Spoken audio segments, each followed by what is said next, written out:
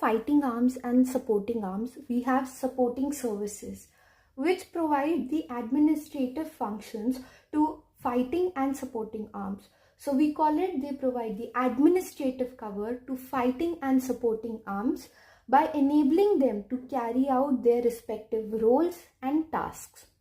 There are 12 supporting services. From the exam point of view, you can just recall some of the important or easy to remember supporting services names and their functions, but we will take each one of them individually. Army Service Corps is responsible for providing the ration, the transport and POL. Next we have the Army Medical Corps, which provides medical cover. Then we have the Army Ordnance Corps, which provides armament, ammunition, vehicles, clothing, tentage and all the other equipment which is required to carry out operations and otherwise. Then we have the Army Education Corps, which is responsible for imparting military and civilian education to the troops, which includes the soldiers and the officers alike. Then the Army Physical Training Corps deals with the physical education and sports aspect in the armed forces.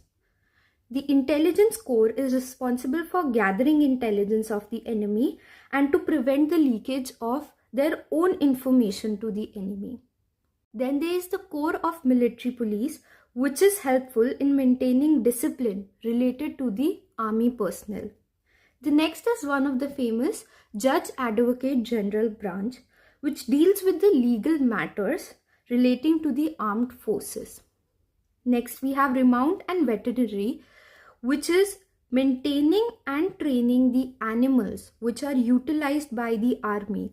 For instance, the dogs for tracking and sniffing, horses for equestrian activities, and mules for carrying loads.